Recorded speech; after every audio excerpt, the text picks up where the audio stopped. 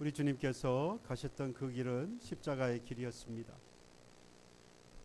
그 십자가의 길은 우리에게 사랑과 그리고 생명을 주시는 길이었습니다. 그렇기에 우리가 그 주님의 가셨던 십자가의 길을 따라갈 때에 그 길이 비록 좁은 길이고 들어가는 문이 좁은 문이라고 할지라도 그 길을 힘써 따라가는 또 들어가는 그런 저와 여러분 되기를 주님의 이름으로 축복해 드립니다. 그 길이 무슨 길이니까요? 생명의 길이요 사랑의 길이니까. 믿으십니까? 옆에 분에게 사랑합니다. 생명의 길로 갑시다. 아멘입니까? 네. 우리의 인생을 몇 가지로 비유를 하는데요. 그 가운데서 대표적인 것이 인생은 나그네 길이다라고 이야기합니다. 홀로 가는 길, 외로운 길, 슬픈 길, 괴로운 길. 그게 나그네 길 아닐까요? 정말로 그렇습니까? 사람들이 그러니까 그런가 보다라는 생각이 들기도 하는데요.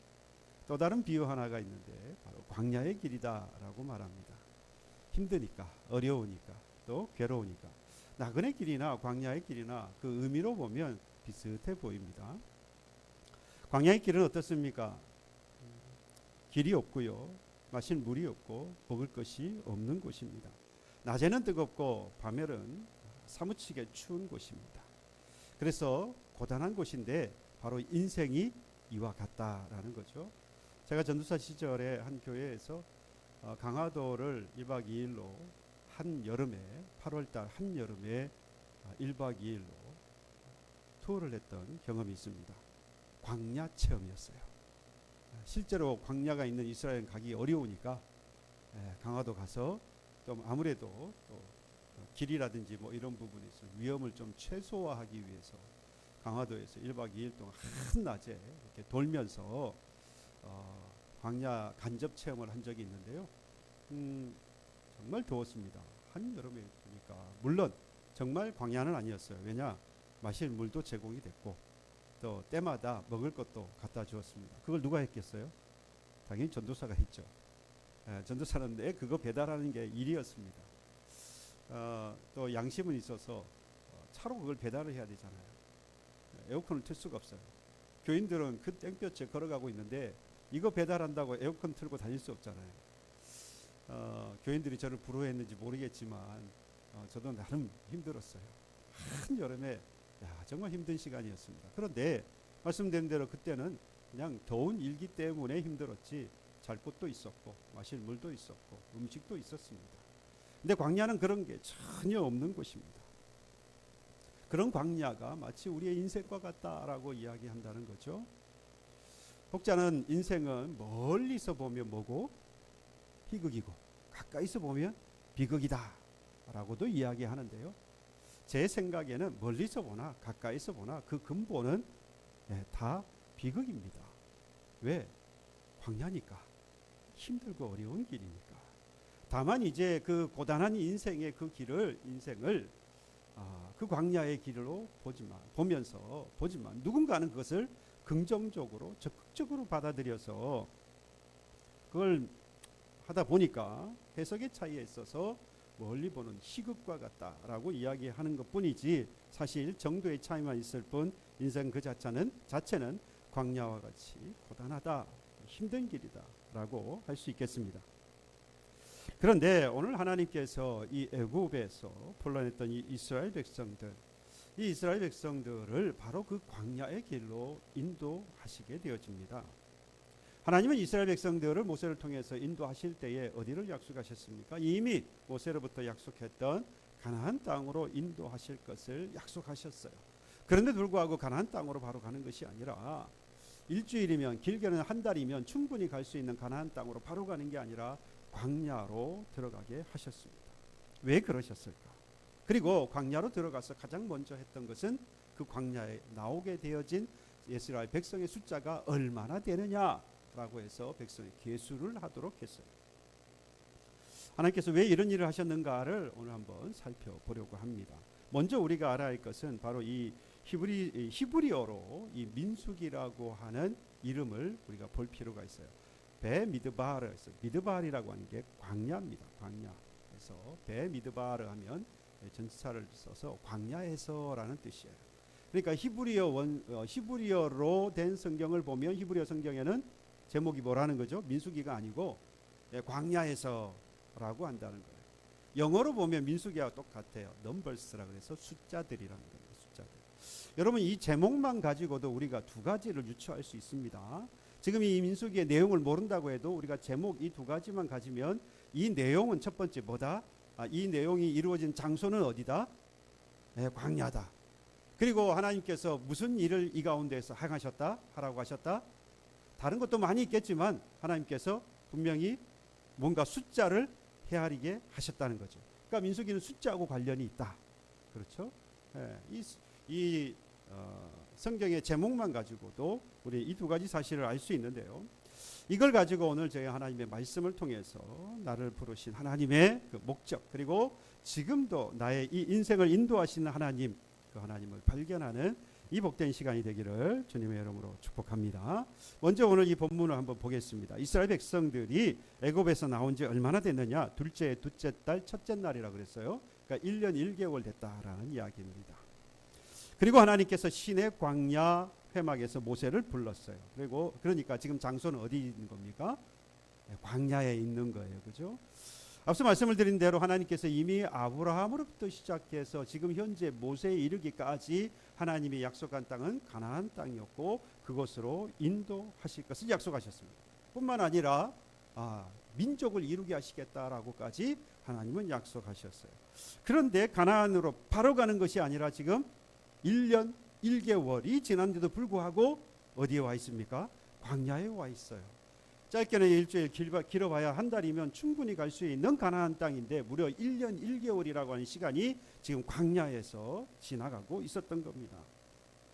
과연 하나님께서는 왜 이렇게 이스라엘 백성들 짧게도 얼마든지 가나안 땅에 갈 수 있음에도 불구하고 이렇게 긴 시간 동안 우리가 이미 알고 있는 것처럼 무려 얼마나 그 시간이 지나갑니까? 40년이라고 하는 시간. 그죠? 지금도 1년 1개월이긴 하지만 앞으로도 계속해서 이 광야로 하나님께서 인도하신 이유, 바로 가나안으로 가지 아니하고 광야로 하나님께서 이 메마르고 험하고 불편하고 심지어는 죽음이 도사리고 있는 바로 그 광야로 하나님께서 지나가게 하신 이유가 뭐냐?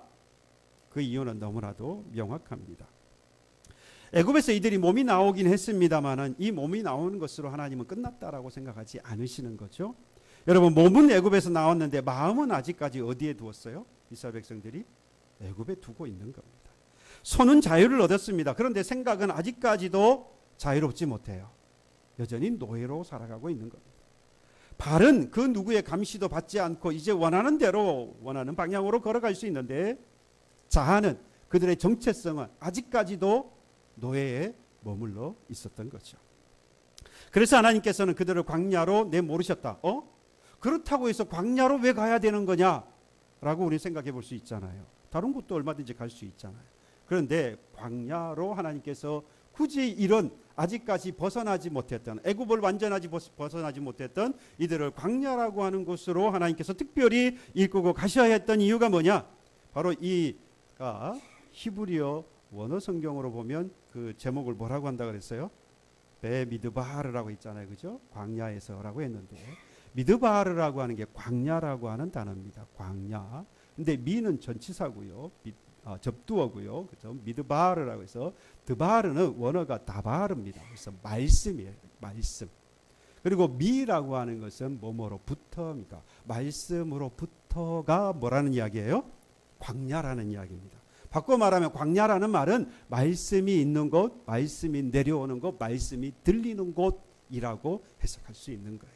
그러니까 광야라는 말 자체는 우리는 그냥 광야, 황폐한 땅, 버려진 땅, 사람이 살 수 없는 땅, 그래서 외롭고 고통스럽고 환란이 있는 곳, 혹시 죽을지도 모르는 곳, 그 정도로 생각하는데 사실은 그 이면이 있었죠. 뭐라는 겁니까?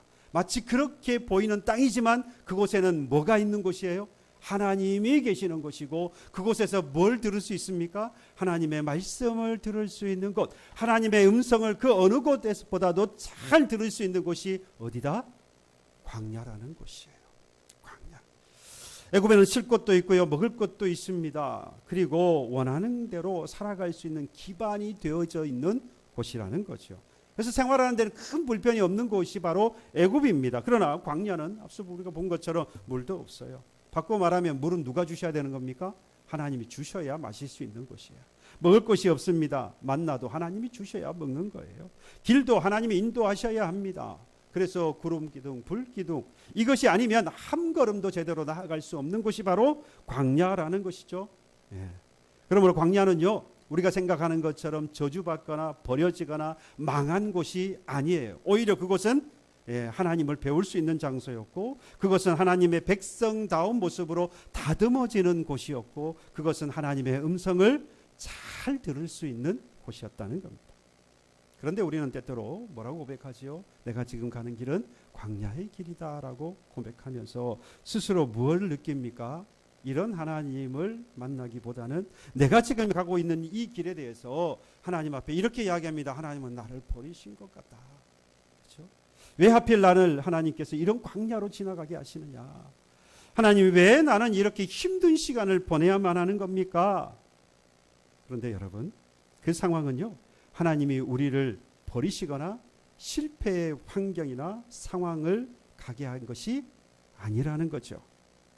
마치 공방에서요, 장인이 그가 원하는 작품을 만들기 위해서 돌을 다듬거나 흙을 이개거나 으깨어서 만들거나, 그리고 금속을 재련을 하거나 뭐 나무를 깎거나 뭐 이렇게 해서 이 공방의 장인이 자기가 원하는 것을 다듬어서 만들지 않습니까? 마치 이런 것처럼 우리를 하나님이 원하시는 백성답게 만드시고, 그리고 하나님의 음성을 들을 수 있도록 만들어 놓으신 상황, 그게 바로 저와 여러분들이 지금 겪고 있고 경험하고 있는 광야와 같은 바로 그 삶입니다. 부연 설명하면 그런 거예요. 애굽은 지금 죄의 종노릇한 곳입니다. 그래서 애굽에서 나왔다라고 하는 것은 하나님께 부름받았다는 이야기예요. 애굽은 옛 사람의 모습이고 옛 삶이거든요. 죄의 종노릇하던 것이거든요.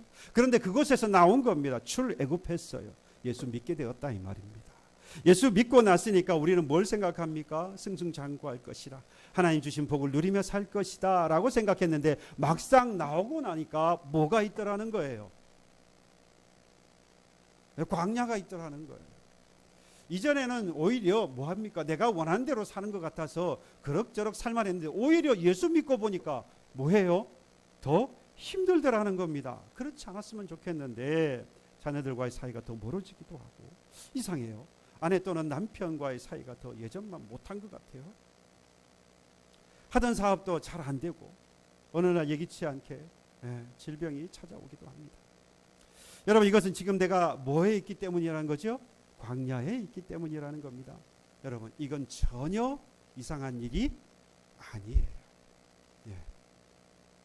어쩌면 그것은 당연한 일일 수도 있습니다. 그러니까 실망하거나 또는 애굽을 돌아보지 마시기를 바랍니다. 좀 더 뭐합니까? 하나님 백성답기를 원하시는 그 하나님의 음성을 여러분 들을 수 있기를 바랍니다. 그리고 하나님을 바라보십시오.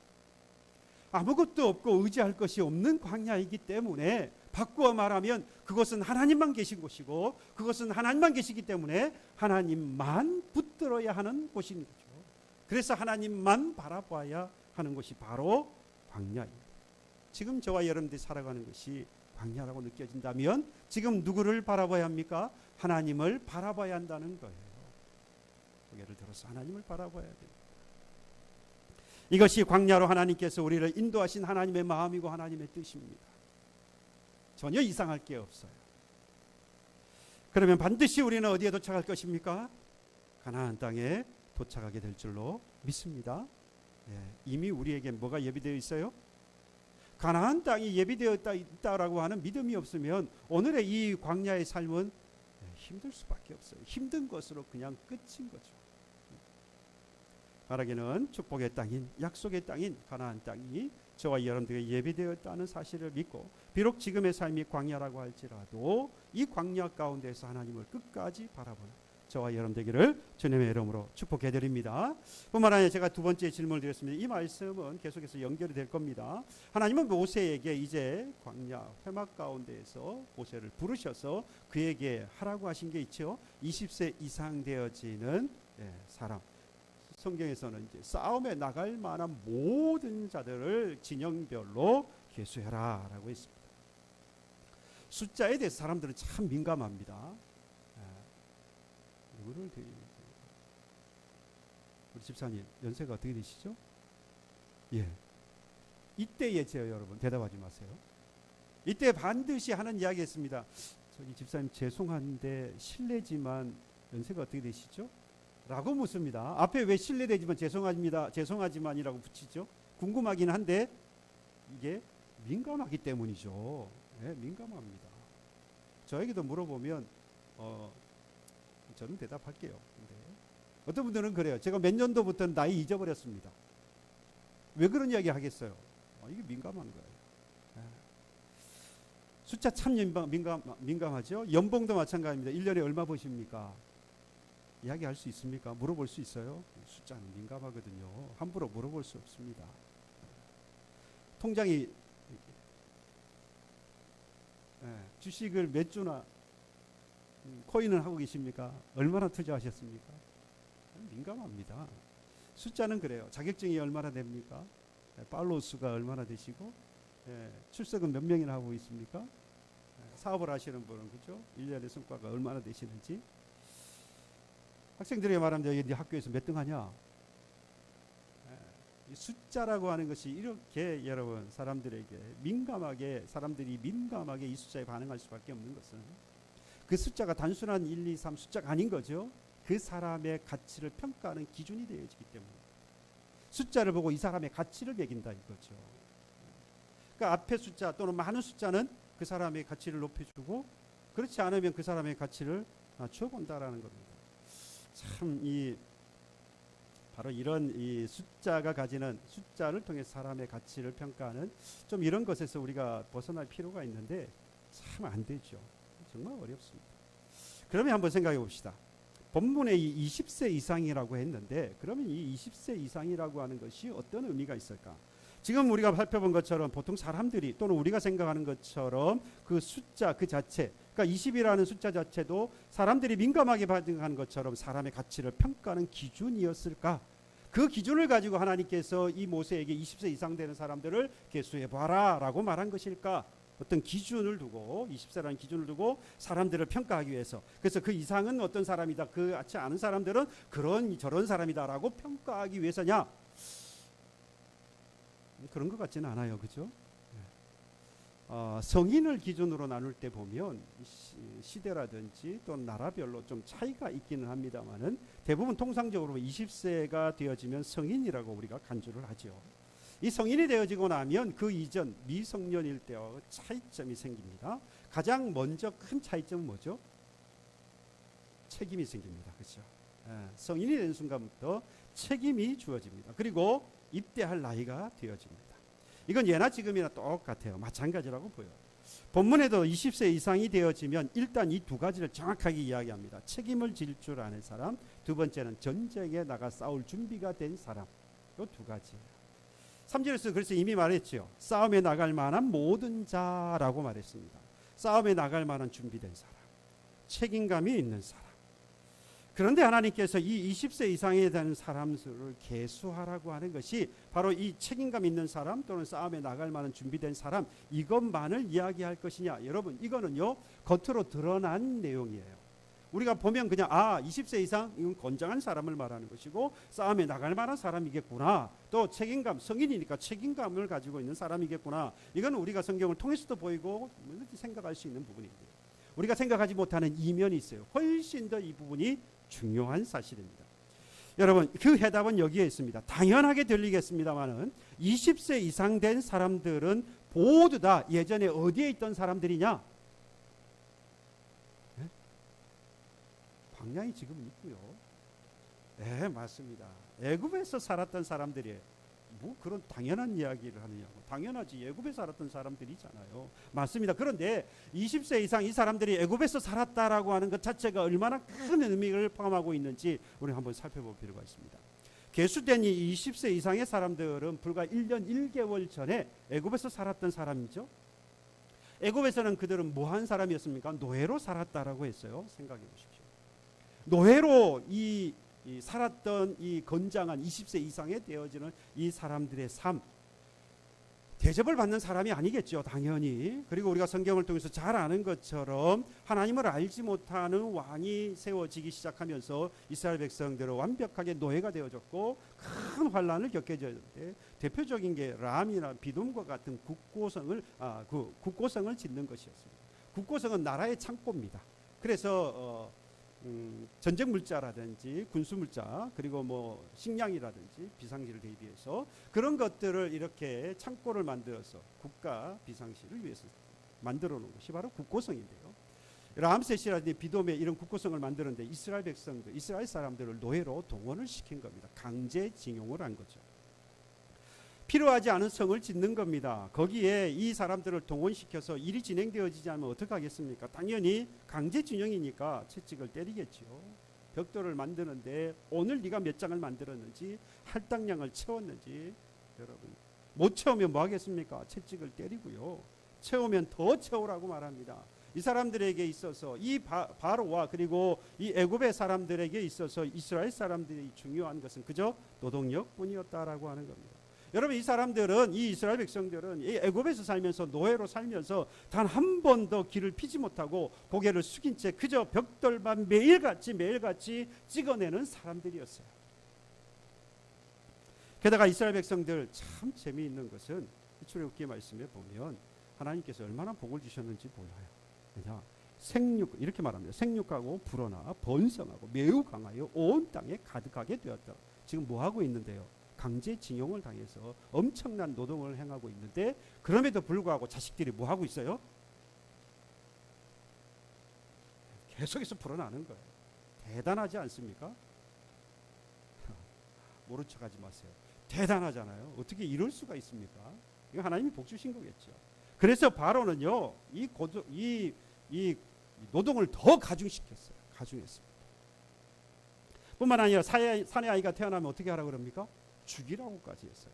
바로는 두려웠습니다. 이 숫자가 얼마나 불어나는지 두려웠어요. 무서웠어요. 그러다 보니까 계속해서 뭐 합니까? 노동에 노동을 더하는 거예요. 계속해서 힘들게만 살아왔던 노예 신분에서 뿐만 아니라 힘든 노동을 하면서 하루하루 아무런 소망도 없고 꿈도 없고 비전도 없이 하루하루를 그냥 보내야 했던 정말로 비참한 인생을 살았던 20세 이상의 사람들이었어요. 말로 다 표현할 수 없는 고통을 겪던 세대가 바로 이 20세 이상의 사람들이라고 하는 이 표현입니다. 그러니까 20세 이상의 사람, 그러면 말할 수 없는 고난을 당한 사람들, 누구도 이해받지 못할 그런 일들을 겪었던 사람들. 하나님은 이들에게 모세를 통해서 말씀합니다. 뭐라고 이제 말씀하느냐? 너희는 더 이상 애굽의 노예가 아니다. 왜요? 나왔잖아요. 그렇죠? 그리고 숫자를 헤아리라고 했습니다. 너는 나의 이제 애굽의 노예가 아니라 나의 군대다. 그러니 이제 고개를 들어 나를 보아라.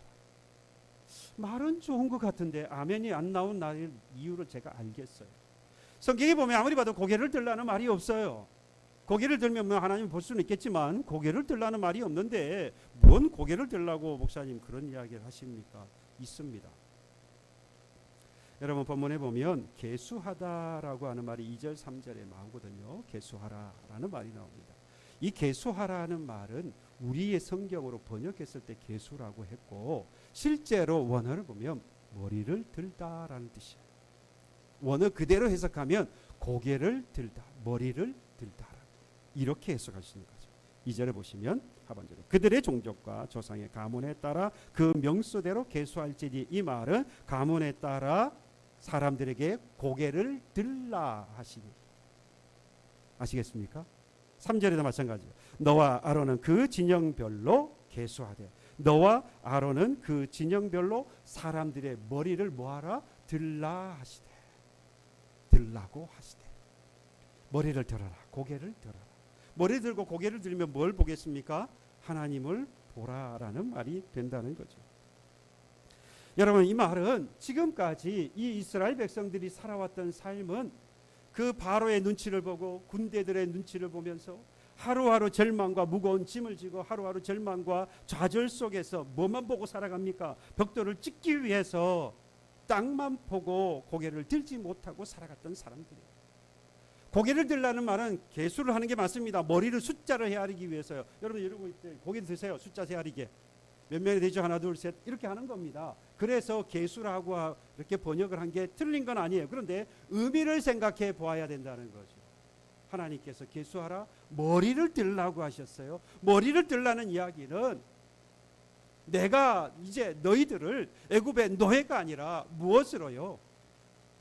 너희가 나의 백성으로, 내가 사랑하는 자녀. 너는 지금 아무것도 아니고 너는 벽돌을 굽는 기계일 뿐이라고 너희들은 생각하고 지금까지 살아왔는지 모르지만 너희들 이제 고개를 들어라. 그리고 나를 보아라. 여러분, 하나님은 단순히 책임을 지고 그리고 전쟁에 나가 싸울 만한 사람이 필요했던 것이 아닙니다. 우리는 그렇게만 이해했죠. 근데 그렇지 않아요. 왜냐? 여러분, 이 광야를 통과하면서 겪게 되어질 많은 위험들이 물론 있습니다. 그래서 자신과 가족과 그리고 각 지파를, 자신의 지파를 지킬 책임감과 그리고 싸울 힘이 있는 그런 사람들이 과연 하나님에게는 필요했을까? 하나님이 그 위험 가운데에서 누군가의 도움이 있어야 하실 수 있는 분이냐는 거예요. 그런 분이 아니죠. 하나님은요, 이미 이스라엘 백성들 애굽에서 나오게 하신 분이셨어요. 당대 최고의 나라에서 하나님의 능력으로 나오게 하셨어요. 홍해를 건너게 하셨고요. 광야에서 먹을 것이 없는 그곳에서 고기도 먹게 하시고 만나를 먹게 하셨습니다. 마실 물을 주셨어요. 물에 40년 동안이나 구름과 불기둥으로 그들의 갈 곳을 인도하셨던 하나님이셔요. 그 하나님께서 뭘 못하시겠어요? 그런 하나님께서 이 책임감이 강하고 그리고 자신과 가족과 그리고 지파를 지킬 만한 그런 힘이 있는 그런 사람이 필요합니까? 그런 사람의 도움이 필요하냐 이 말이에요. 전혀 그렇지 않습니다. 하나님은 그런 사람이 필요해서가 아닙니다. 하나님은요, 지금 너희들이 얼마나 고단하게 살았는지, 힘들고 어렵고 고통 가운데서 고통을 겪으면서 지금까지 살아왔는지 너무나도 잘 아셨고, 그래서 이제 그들을 바라보시면서 너무나도 안타까운 그 심정을 가지고 사랑하는 마음으로 그들을 위로하시기 위해서 지금 뭐라고 말합니까? 고개를 들어서 나를 보라고 말씀하시는 거예요. 20세 이상 되는 사람, 너희들이 내가 필요해. 이 위험을 건너가기 위해서는 너희들이 나를 좀 도와줘야 되겠어가 아니라는 거예요. 내가 책임을 가지고 너희 사람과 너희 사랑하는 사람 지켜야 돼가 아니라는 거예요. 내가 너희를 알아. 네가 어떻게 살아왔는지를 알아. 너희들이 얼마나 고통 가운데 살았는지를 내가 너무 잘 알아. 그러니 너희들 고개를 들어봐. 그리고 나를 바라봐. 여러분, 한 명 한 명의 이름을 하나님께서 부르시면서 그들의 얼굴을 지금 마주보고 계시는 거예요. 너는 몇 번째 사람이 아니다. 너는 내 아들이다. 너는 쓸모없는 사람이 아니야. 너는 내가 사랑하고 아끼는 사람이야. 하나님께서 숫자를 세시는 이유는 우리가 얼마나 많은지 하나님께서 세하려서 자랑하려고 하는 게 아니에요. 고개를 들어서 하나님을 바라보게 하시기 위함이다. 지금까지 여러분들은 20세 이상의 사람들처럼 저는 확신합니다. 여러분들과 여러분들의 가정을 위해서, 섬기는 교회를 위해서 수고하셨고 애쓰셨습니다. 다른 사람들은 몰라도 하나님은 아시지요? 믿으십니까? 예. 하나님이 내게 맡겨주신 그 가정, 자녀들, 바른 믿음을 가지고 바른 신앙을 가지고 그들이 살고 그들의 가정을 세워서 하나님의 복을 받는 자녀와 가정이 되기를 소망하여서 밤새 눈물을 흘리며 기도하시고 애쓰는 여러분들의 수고와 여러분들의 그 마음을 하나님이 너무나도 잘 아시고 보셨습니다. 교회를 나와 나의 가정보다도 더 사랑하여서 아끼고 귀하게 여기면서 그 마음을 다하였던 것을 하나님은 이미 아시고 보셨습니다. 그런 하나님께서 여러분들에게 지금 뭐라고 말씀하고 계시느냐? 고개를 들라라고 말씀하십니다. 고개를 들라는 말은 지금 내가 어떻게 살아왔는지 하나님이 아신다 이 말이에요. 고개를 들어 나를 보아라. 그러면 하나님께서 일어서게 하신 그 하나님을 만나게 될 줄로 믿습니다. 다리와 팔에 힘을 주시고 내 마음을 강하게 해주시고 머리를 맑게 해주시고 영혼을 붙들어 주시는 하나님을 만나게 될 줄로 믿습니다. 이게요 사도행전 3장에 그대로 나옵니다. 사도행전 3장에 보면 베드로와 요한이 성전에 찾아가 기도하기로 찾아갑니다. 근데 마침 그때 성전 미문 앞에 남에서부터 걷지 못해서 성전 미문 앞에 엎드려 구걸하고 있는 한 사람을 만나게 되죠. 여러분 평생을 걷지를 못하고 살았어요. 바꿔 말하면 누군가의 도움이 없이는 한순간도 살아갈 수 없고 하루도 살 수 없는 사람이에요. 평생 누군가의 도움을 받아 살았던 사람의 모습 여러분 어떻습니까? 평생 한번 어깨에 힘 한번 줘본 적이 없고 어깨 한번 제대로 펴본 적이 없는 삶을 살았던 사람이에요. 평생 고개를 숙이고 지나가는 사람들의 발끝을 보면서 그 사람이 혹시라도 동전 몇 입을 내게 던져주지는 않을까 하루하루 기대하면서 또 그것 때문에 실망하면서 살아갔던 사람. 그날도 별 다른 일이 없는 날이에요. 고개를 숙인 채 누군가가 동전을 던져줄까 기대하면서 엎드려 있었습니다. 베드로와 요한이 마침 그 구걸하는 사람 앞에 섰습니다. 당연히 이 사람 뭐 했겠습니까? 기대했겠죠. 야, 오늘 하루는 굶지 않겠구나. 잘하면 내일까지도 안 굶을 수 있겠구나. 왜요? 2명이잖아요. 제 생각에는. 그런데 이 베드로가 뭐라고 그럽니까? 은과 금은 내게 없거니와 내게 있는 것으로 내게 주노니 나사렛 예수 그리스도의 이름으로 일어나 걸으라 라고 말해요. 아멘입니까? 우리는 아멘인데요. 제가 구걸하는 사람 입장이라고 한다면 엎드려 있는데 야 내가 내게 줄 게 없어. 줄 게 없으면 그냥 지나가면 되지. 줄 게 없다라고 굳이 말하는 이유는 뭐예요 도대체? 이 사람은 지금 뭐가 필요합니까? 너에게 있는 것이 내게 필요한 거잖아요. 여러분 이건 그냥 이 상황만 보면 이건 사람을 조롱하는 거예요. 무시하는 겁니다. 인권을 침해하는 게 인격 모독이고 조롱입니다. 그냥 지나가면 되지. 그런데 4절에 보니까 베드로와 요한이 사도행전 3장 4절 베드로와 요한이 이 거린에게 뭐라고 말하느냐? 우리를 보라라고 말합니다. 우리를 보라. 여기서 우리를 보라는 말은 뭐죠? 고개를 들라라는. 여러분 평생 구걸하면서 고난 속에서 하루하루 먹을 것을 구하면서 살았던 이 사람, 누구 어떤 사람 앞에서도 단 한 번도 고개를 들어본 적이 없는 사람이에요. 왜요? 엎드려 있어야 돼요. 그래야 사람들이 불쌍히 여기고 그 사람을 도와주지 않겠어요? 누구 앞에서도 어깨에 힘을 주고 어깨를 펴고 고개를 들고 당당하게 그래서 앞에 서본 적이 없는 사람입니다. 그러나 베드로를 보았을 때 여러분 어떻게 되어집니까? 그 동전보다도 다리보다도 생명보다도 더 귀한 예수 그리스도의 이름을 얻게 되었습니다. 그리고 구원함을 얻죠. 그리고 자유함을 얻게 되었습니다.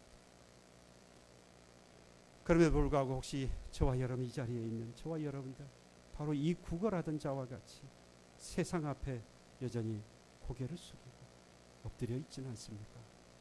하나님 나 좀 도와주십시오. 좋아요. 그런데 문제는 하나님 이 세상에서 어깨 좀 피고 살 수 있도록 돈도 좀 주시고 권력도 주시고 자식도 잘 됐으면 좋겠어요. 자, 부모 마음은 그런 것 같아요. 나이가 못 돼도 자식은 좀 잘 됐으면 좋겠어. 그래야 어디 가서 이야기도 좀 할 수 있을 것 같아요. 제가 아시는 한 분은 목사님은 교재에 참 잘 나오셨는데 안 나오셔. 아이가 대학을 못 들어갔어. 그러니까 못 나오시니까. 이게 아닌데. 그 마음이 이해도 되면서 자녀에 대한 그런 마음이 이해가 되면서 또 한편으로는 참 답답한 마음이 듭니다. 우리가 이런 사람이구나. 세상 앞에 계속 우리는 엎드리려고만 하는구나. 그런데 하나님께서는 분명히 우리에게 말씀합니다. 고개를 들어서 나를 보라. 그리고 네 안에 살아계시는 주 예수 그리스도를 찾으라. 여러분 지금 하나님의 이 음성이 들리십니까? 네. 캄캄한 산길을 헤매는 것처럼 암담한 그런 현실 앞에서 괴로워하며 좌절하고 절망 속에서 있다라고 한다면 여러분 지금 우리는 광야에 있습니다. 그러나 그 광야는 결코 나를 죽이는 광야가 아닙니다. 이곳에서 우리는 하나님의 음성을 똑똑히 들을 수 있습니다. 하나님은 이런 음성을 오늘 저와 여러분에게 말씀합니다. 나는 네가 나의 마음을 알아줬으면 좋겠다.